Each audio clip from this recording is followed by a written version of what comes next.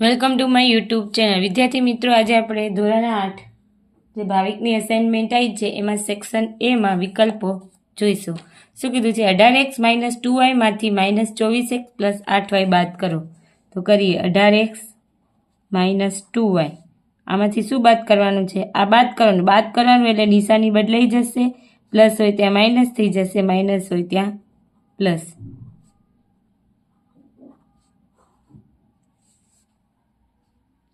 તો જો 8, 9, 10 -10y અને અહીંયા 8 ને 4 12 વધી 1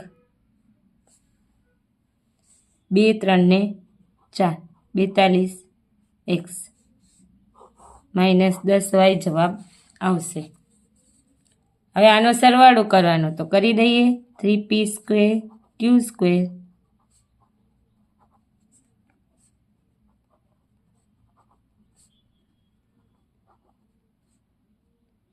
8q છે.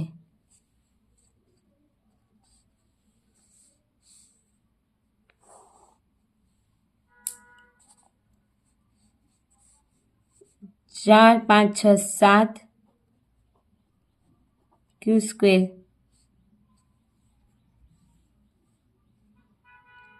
જો અહીંયા 8q હોય તો પછી +4pq -8q લખાય.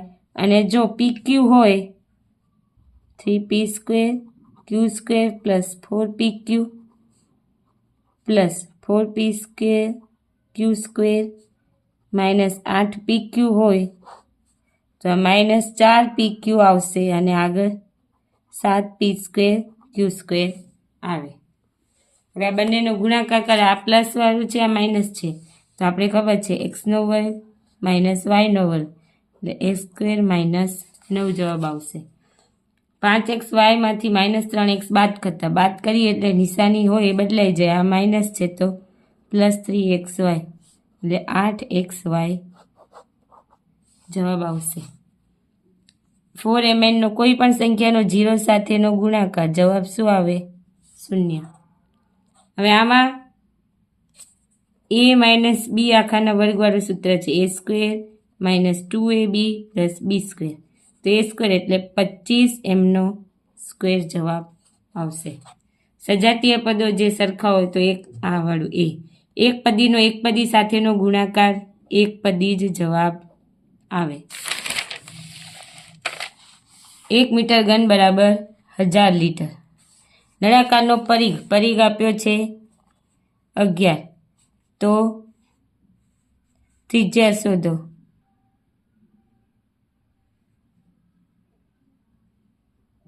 πr 11 2 × π 22/7 × r 11 × 7 2 × 22 બરાબર r. 11 × 22 એટલે r બરાબર કેટલું આવશે? 7/4 સેન્ટીમીટર. 2 સેમી લંબાઈવાળા બે ઘનને જોડી બનતા લંબઘનનું ઘનફળ. પહેલાં તો ઘનનું શોધી લઈએ. l નો ઘન 2 નો ઘન કેટલો થાય? 8. એવા કેટલા કીધા છે? 2. તો 8 × 2 એટલે 16 સેન્ટીમીટરનો ઘન જવાબ આવે. કેમ 2 કીધા છે? 1 નો 8 થયું તો 2 નું 16 થશે. ઘનનું ઘનફળ તો લંબાઈનો ઘન. 14 સેમી લંબાઈવાળા ચોરસને વાળી નળાકાર બનાવતા નળાકારની ઊંચાઈ કેટલી આવે? 14 સેમી જ આવે. કેમ કે જો આ ચોરસ છે 14 સેમી છે, હવે તમે વાળશો તેની ઊંચાઈ 14 સેમી જ રહેશે.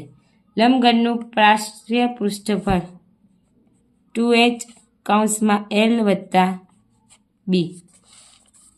ઘનનું પૃષ્ઠફળ 6l², 6 બાજુનો વર્ગ.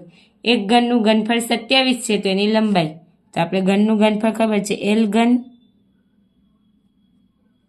ઘનનું ઘનફળ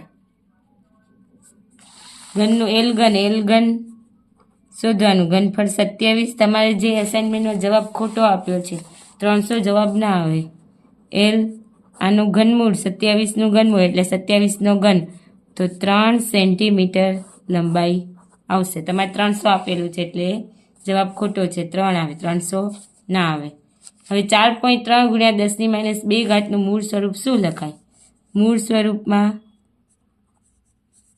-2 છે એટલે અહીંયા 1 અને 2. તો હવે કેટલા? 1 અને 2. એક રકમ પછી તો પોઈન્ટ છે જ, તો બીજા 2, તો 0.0043 આ રીતે લખાય. 10⁻2 હતું તો એ નીચે આવે ભાગાકારમાં, તો 10⁻2 થાય. 10⁻2 એટલે 100. હજી અહીંયા પોઈન્ટ છે જ, કેટલા છે? એક રકમ પછી છે તો હજી 2 છે, તો આપણે 3 છે, તો આ જવાબ આવશે મૂળ સ્વરૂપમાં. પોઈન્ટમાંથી કાઢીએ તો આમ થાય ને, 43 ગુણ્યા 1, 2 ને 3, 1, 2 ને 3, સોરી 1 0 ઓછો આવશે, 0.043 જવાબ આવશે.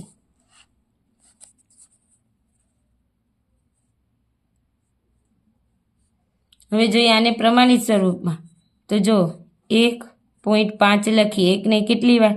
1, 2, 3 અને 4 વાર આગળ ઘસ્યા, -4 ઘાત.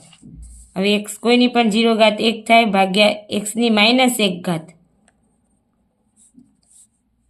તો હવે આ માઇનસ ઉપર જાય તો શું થઈ જાય? પ્લસ ઘાત થાય. તો શું કીધું? x ની y છે તો y નું મૂલ્ય કેટલું આવશે? 1 આવશે. સામાન્ય સ્વરૂપ લખવાનું છે.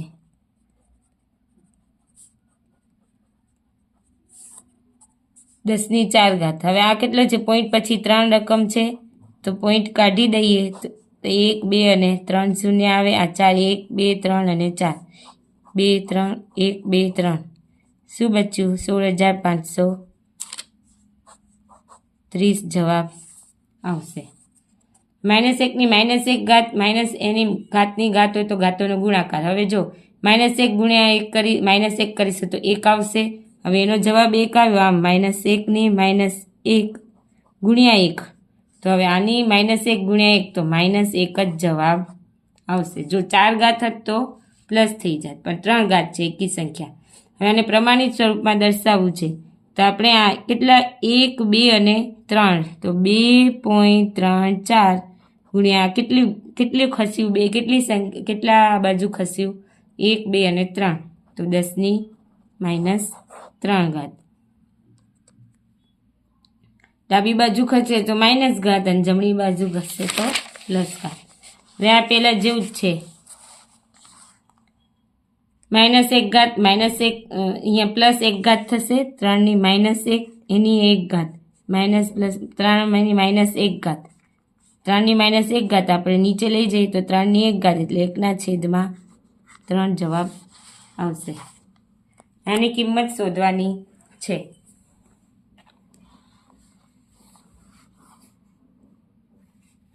ત્રણ ની 8 ઘાત ગુણ્યા 5 ની 8 ઘાત, અહીંયા 5 ની 8, 3 ની 8 ઉડી જશે. જવાબ શું આવશે? 1.